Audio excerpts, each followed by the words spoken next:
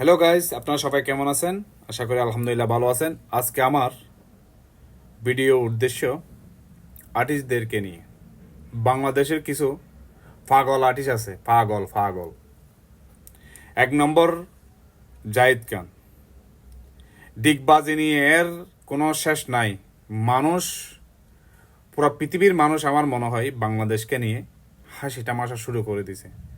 বলতেছে বাংলাদেশের মধ্যে কত রকমের পাগল ছাগল আছে আল্লাহ জানে। আর অন্য দেশে আর্টিস্ট দেখলে আমাদেরকে স্যালুট করতে ইচ্ছে করে, কারণ এদের বডি ল্যাঙ্গুয়েজ, এদের কথাবার্তা, এদের চালচলন অনেক উচ্চ লেভেলের, কারণ এরা তো শিক্ষিত। আমাদের বাংলাদেশে আর্টিস্ট কম শিক্ষিত মনে হয়, এই কারণে এই ধরনের চলাচরিত্র, কথাবার্তা। এই দু একদিন আগে দেখলাম শিল্প সমিতির মধ্যে চুলাচুলি, এগুলা কি ভাই? এগুলা নিয়ে তো পুরো বাংলাদেশের বদনাম। কারণ বাংলাদেশে আর্টিস্টদের কোনো ইন্টারেস্ট নাই, কথাবার্তার ইন্টারেস্ট নাই, এদের চালচলনের কোনো ইন্টারেস্ট নাই। আমার মনে হয় এরা শিক্ষিত ঘরের অশিক্ষিত মতো কথাবার্তা বলে। আরেকটা আছে কিংকান, এর যে অ্যাটিটিউড, এত প্রতি বছর বছর মনে হয় প্রেগনেন্ট করে দেয় মানুষদেরকে।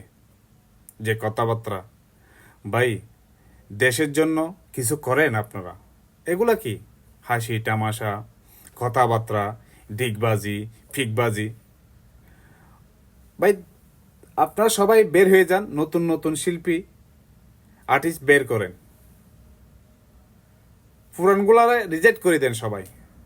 এই জন্য বাংলাদেশের সিনেমা আগে দেখতাম, হ্যাঁ আগে অনেক সিনেমা দেখতাম, এখন দেখি না। কারণ এখন যারা সিনেমা করে এরা কোনো আর্টিস্ট না।